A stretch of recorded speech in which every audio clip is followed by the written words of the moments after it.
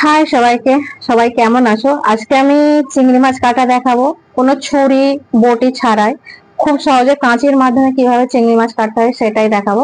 তো প্রথমে একটা চিংড়ি মাছ আছে, ঠিক আছে? এই চিংড়ি মাছটাকে এরকম ভাবে মাথাটা কেটে বাদ দিয়ে দিলাম। তারপরে এই ছিলকাটা তুলে নিলাম, আস্তে করে টান দিলে উঠে যাবে। তারপরে এর লেজের দিকে টান দিলে এটা উঠে চলে আসবে। তারপরে কি করতে হবে, মেন কাজ চিংড়ি মাছে যেটা করতে হবে, এই মাছ বরাবর চিংড়ি মাছটাকে উল্টো করে নিয়ে মাছ বরাবর কাঁচিতে কেটে দিতে হবে। এখানে থাকে চিংড়ি মাছের নাড়ি, তো এটাকে ভালো করে টান দিলে এটা বেরিয়ে চলে আসবে। তো অনেক লোক জানে না এখানে চিংড়ি মাছের নাড়ি থাকে, তো এটা খাওয়া ঠিক নয়। এটা খাওয়া ঠিক না, শরীরের জন্য ভালো না। তো আমি আরেকটা কেটে দেখাচ্ছি। কিছুই না, জাস্ট মাথাটাকে কেটে বাদ দিয়ে দিয়ে এই ছিলকাটাকে তুলে দিলাম। পিছনে একটু চাপ দিলে ছিলকাটা পুরো বেরিয়ে চলে আসবে। এটা উল্টো দিকে পিঠের সাইডে এরকম ভাবে কাঁচি দিয়ে হালকা ভাবে কেটে, তো এখানে যে নাড়িটা আছে হালকা ভাবে টান দিলে এটা বেরিয়ে চলে আসবে। তো এরকম ভাবে টান দিলে এটা বেরিয়ে চলে আসবে। তো অনেক সহজে এটা 1 মিনিটের মধ্যে অনেক চিংড়ি মাছ বাছা যায়। তো আমি আরেকটা চিংড়ি মাছ রয়েছে, এটা আমি কেটে দেখাবো। অনেক সময় তো বড় চিংড়ি মাছ কেনা আমাদের পক্ষে সম্ভব হয় না, মিডল ক্লাস লোকেদের পক্ষে।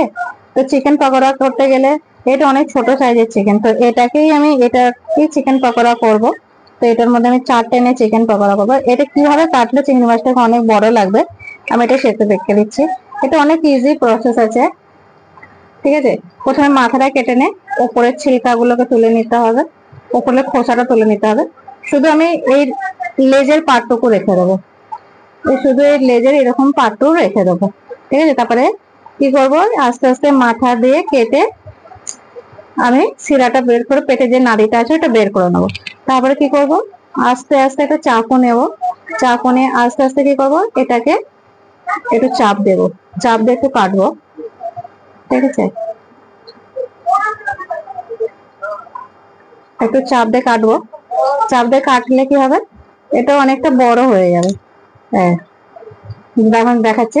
এটা একটা প্লেটে রাখলে তাহলে বোঝা যাবে।